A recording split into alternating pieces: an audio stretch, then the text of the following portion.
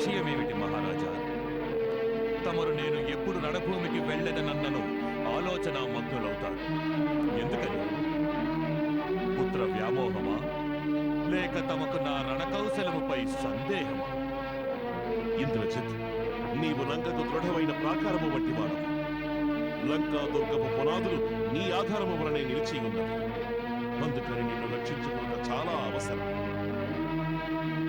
ఆదిదేవుడి నిన్ను రక్షించుగాక. నీకు జరగరానిది ఏదైనా జరిగితే పుత్ర, ఈ లంక అనాథైపోతుంది. అనాథ.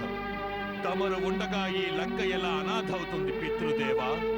కానీ నేను ఉండగా లంకేశ్వరుని అభిమానము భంగపడితే, లంకానాథుని ప్రతిష్టను రక్షించలేకపోతే నా వంటి ప్రాకారము దుర్గమునకు రక్షణగా ఉండడంలో ఏమి లాభం?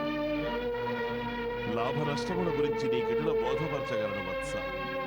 ఎంతటి విలువైన వజ్రములకైనా తన విలువ ఏమిటో తనకి తెలియదు. నేడు కేవలం లంకేశ్వరునికే కాదు, మొత్తం లంక ప్రతిష్టకే ముప్పు వాటిల్లినది. యావత్ రాక్షస జాతి గౌరవ సమస్య. దానిని కాపాడడానికి తమరు నేను ఇద్దరమే మిగులున్నాం. మన ఇద్దరిలో ఎవరో ఒకరు పోవాలి. చేతిలో యుద్ధ పతాకము ధరించి అందరికంటే ముందు నీ తండ్రి వెళతాడు. ఎందుకు? ఎందుకనిన నీవు లంక భవిష్యత్తు నాయన.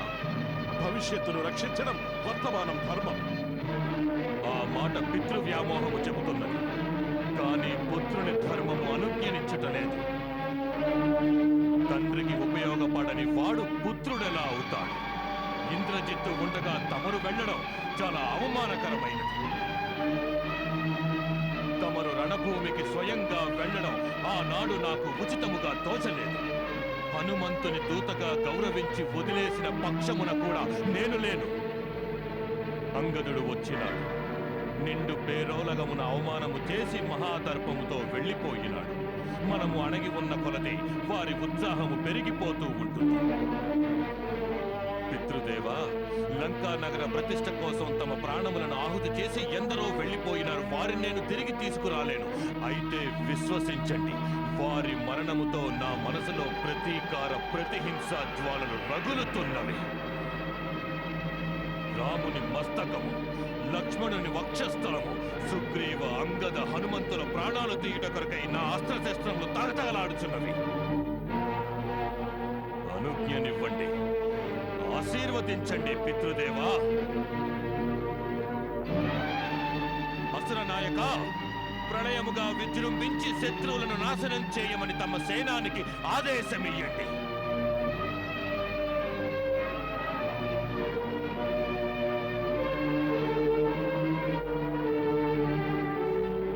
తమరేం ఆలోచిస్తున్నారు? నేను ఆలోచించేది ఇంద్రజిత్, పాతాళముల సోదరుడు అహిరావణుడు నాకు ధైర్యము చెప్పినాడు. ఎప్పుడు అవసరమైతే అప్పుడు తను మనకు సహాయం చేస్తానని.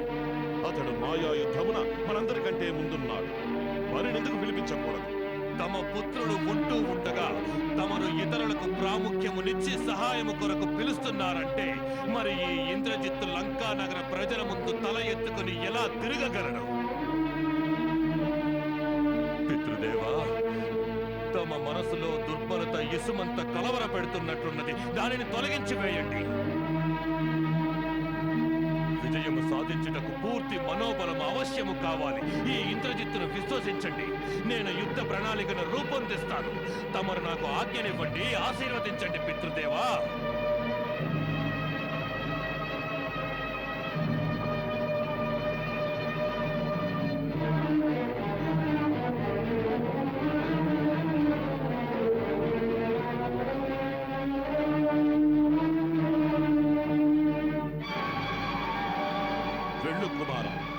విజయ పతాకము ఎగురవేస్తూ మరలిరా. అదే జరుగుతుంది. అదే నిశ్చయముగా జరుగుతుంది మహారాజా. నేడు సూర్యాస్తమయమునకు ముందే ఆ ఇరువురు వంచకుల శిరస్సులు ఖండించి మేఘనాథుడు గగనములో పయనించు మేఘముల పోలే అఖిల బ్రహ్మాండము తనకి జేజేలు పలుకుచుండగా తిరిగి వస్తాడు. ఒకవేళ నేడు మేఘనాథుడు జయధ్వానములు దశ దిశలలోనూ మ్రోగుతూ రాని ఎడల అతడు శస్త్ర ప్రయోగమునే వదిలివేస్తాడు. లంకా సాగరములో జల సమాధి అవుతాడు. లేదు లేదు, నీవు అవశ్యము విజయుడవై నీ పితృదేవుడు తలెత్తుకునేలా చేసి తిరిగి వస్తావు. ఆ విశ్వాసము మా హృదయాంతరాళాల్లో బలం పగగా నాటుకొని ఉన్నది. వెళ్ళు ఇంద్రజిత్, నేడు నూతన విజయ పతాకమును స్థాపించి తిరిగి రమ్ము. విజయీ భవ.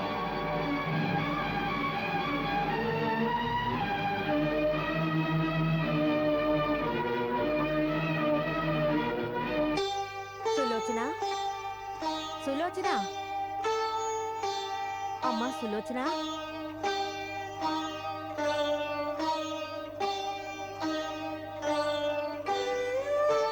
ఏమైనది అత్తగారు? నేడు తమరు చాలా అశాంతిగా ఉన్నారు.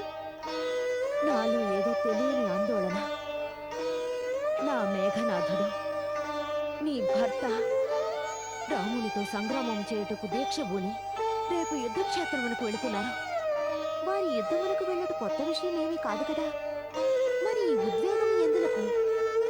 అది ఎందుకంటే ఈ యుద్ధము నాకు సర్వసంహారకమోలే తోచుతున్నది. యుద్ధములో సంహారము జరుగుతూనే ఉంటుంది కదా. అయినా తమ వంటి వీరమాత హృదయంలో ఈ దుర్బలత దేనికి? నేను దుర్బలను కాను సులోచన, పిరికిదానను కూడా కాను. నేను మహాబలుడైన దానవరాజు మయున పుత్రుని. నేను యుద్ధమునకు భయపడుటలేదు, కాని అధర్మమునకు భయపడుతున్నాను. నేడు లంకాధీశుడు చేస్తున్న యుద్ధము వీరోచితమైనది కాదు. ఎందుకంటే అది ధర్మ విరుద్ధమైన అధర్మ యుద్ధము. ఏ యోధుడైనా ఎంతటి వీరుడైనప్పటికీ అతడు అధర్మమునకు చేయూతనిస్తే అప్పుడు అతని విజయము అసంభవము, అసంభవము. నేను ఆ పరిణామములకే భయపడుతున్నాను. నేడు లంకలో శోకఛాయలు ఆవరించినవి.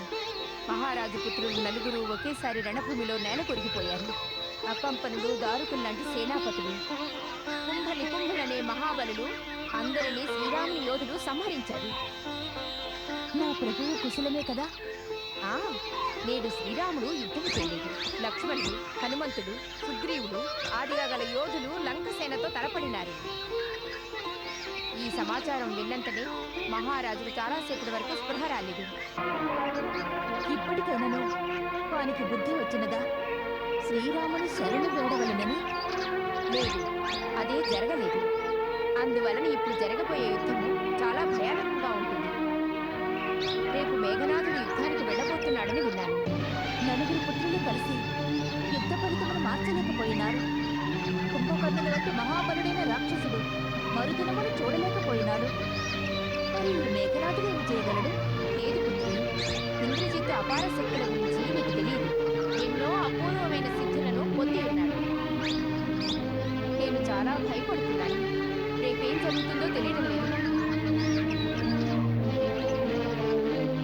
మహారాజా సుగ్రీవ, ఎంతవరకు శత్రువుల నుండి దాడి జరగదు అంతవరకు మన వైపు నుండి కూడా జరగకూడదు.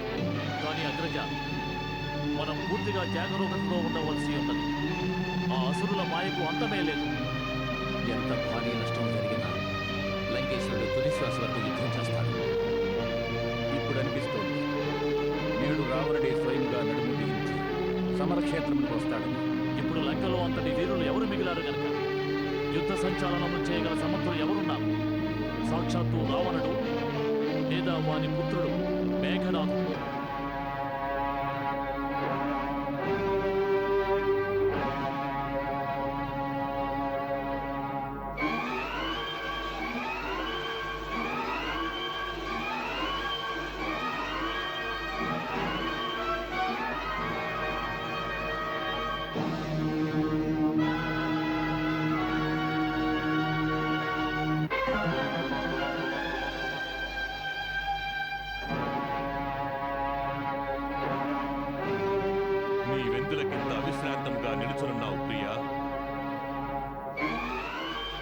ఎప్పుడు యోధులు రణభూమికి వెళ్ళినను వారి భార్యలు అవిశ్రాంతముగాను దూరముగాను నిలుచుని ఉండరు.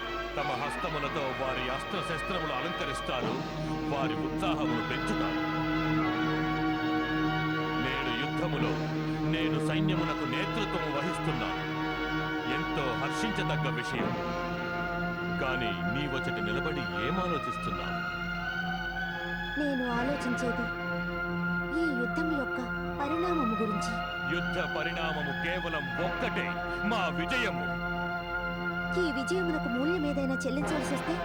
సులోచన, శేషనాగు పుత్రివి, ఇంద్రజిత్తు పత్నివి అయ్యుండి ఇంత వ్యతిరేకంగా ఎలా ప్రశ్నించగలుగుతున్నా? విజయము కొరకు ఎంత మూల్యము చెల్లించవలే, దాని అంతిమ పరిణామము ఎట్లుండునోలను విషయములను వీరపురుషులు ఎప్పుడూ ఆలోచించరు. ఈ సమయమున శత్రువులు మన ద్వారమున నిలబడి సవాలు చేస్తున్నారు.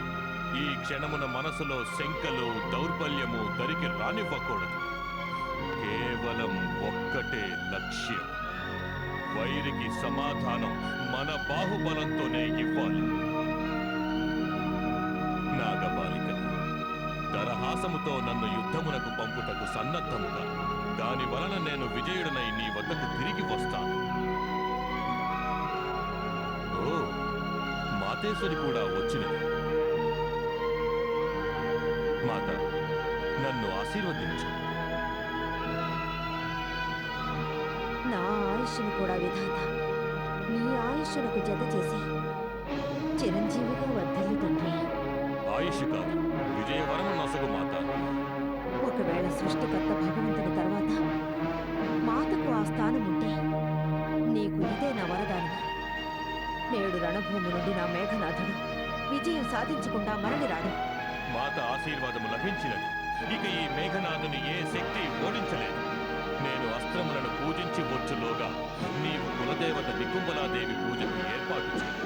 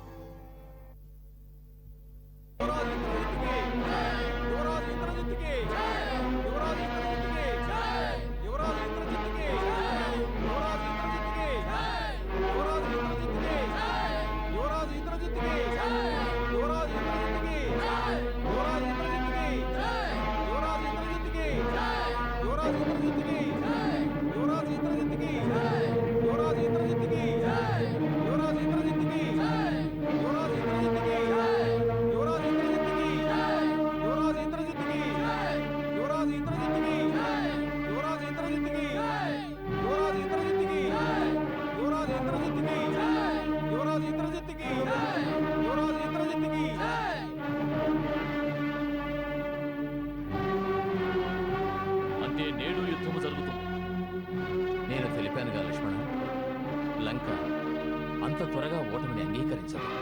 పరాజయం మీద పరాజయం ఎదురైనను లంక ఉత్సాహము తగ్గనే లేదు, తగ్గకూడదు కూడా.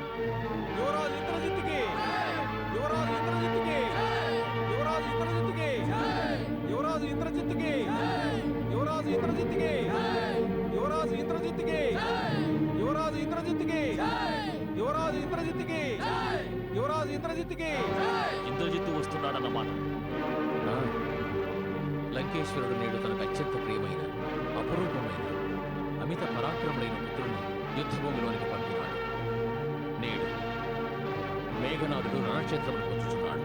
అతడు ఇంద్రుని జయించి బ్రహ్మదేవుని చేత ఇంద్రజిత్తుని నామకరణం చేయించుకున్నాడు. ఇంద్రజిత్తు, మేఘనాథుడు ఒకే వ్యక్తికి రెండు పేర్ల. దీనిలోని మర్మమేమిటి? ఇంద్రజిత్తు జన్మతః అత్యంత విలక్షణమైన విశేషాలతోనే జన్మించాడు.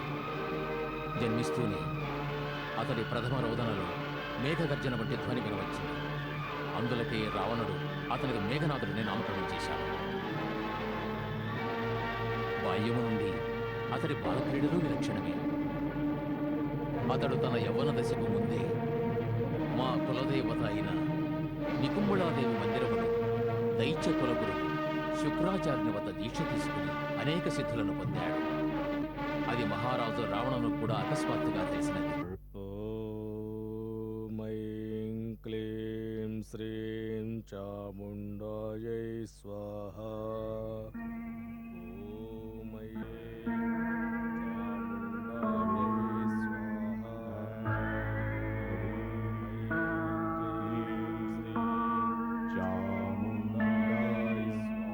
పుత్ర, ఏమి అనుష్ఠానము చేయుచున్నావు? అనుష్ఠానం పూర్తయ్యే వరకు మేఘనాథుడు మౌనవ్రతాన్ని పాటించాలి. తమ పుత్రుడు కులదైవ నికుంబలాదేవిని సిద్ధింపచేసుకుని 7 యజ్ఞములు చేయుటకు సంకల్పించినాడు. అగ్నిష్టోమము, అశ్వమేధము, బహుస్వర్ణకము, రాజసూయము, అశ్వమేధము మరియు వైష్ణవ యజ్ఞములకు దీక్ష పుడినాడు.